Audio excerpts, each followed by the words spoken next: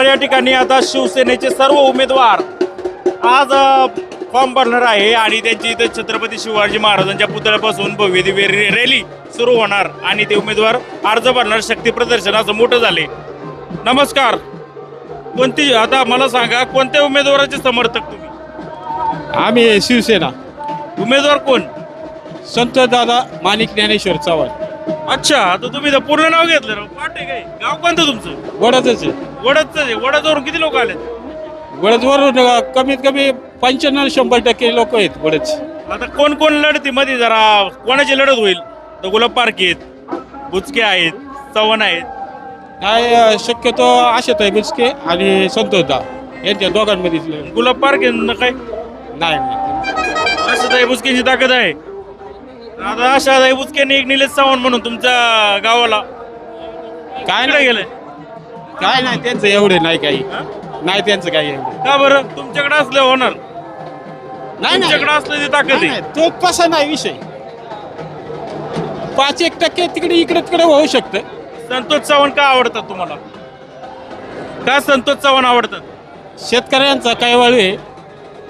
शेतकऱ्यांचा काय वळू आहे. त्यामुळं तुम्ही कोणत्या गावचे सावरगाव. आणि कोणी निवडून? संतोष दादा चव्हाण. संतोष चव्हाण. आता एक मशाले, एक धनुष्यबाणे, तुमच्याच विभागणी होईल. ज्याला जो पक्ष आवडतो तिकडे तो मतदान करणार. लोकांना कोणता आवडेल?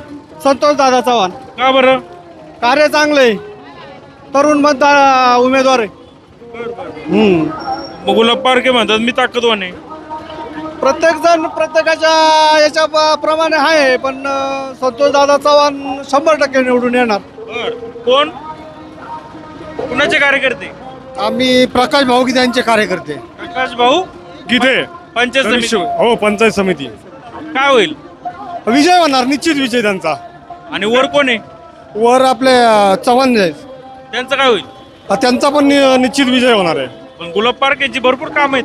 नाही, कामं असू द्या, पण ते काम आता नवीन चेहऱ्याला चान्स दिला पाहिजे. दादा हे काम करतच आलेत, पण आपले संतोष भाऊ हे खूप छान व्यक्तिमत्व आहे. नवीन कार्यकर्ता आहे. त्याच्यामुळं हे दोन्ही तळागाळातून कार्यकर्ते आल्यामुळे त्यांचा हा निश्चित विजय. गाव कोणतं? गाव गाव संतोष, आमचं गाव बस्ती सावरगाव. सावरगाव मधून किती टक्के मतदान होईल चव्हाणांना? चव्हाणांना जवळजवळ 60 ते 70% मतदान व्हायला पाहिजे. आता हे दोन्ही शिवसेना एकत्र म्हणजे विरोधात लढतात, विभागणी होईल. विभागणी तर थोड्याफार मतांनी होणारच आहे, पण संतोष दादांचा नंबर हा 1 नंबरला लागतो. 1 नंबरला. हो, 1 नंबरला.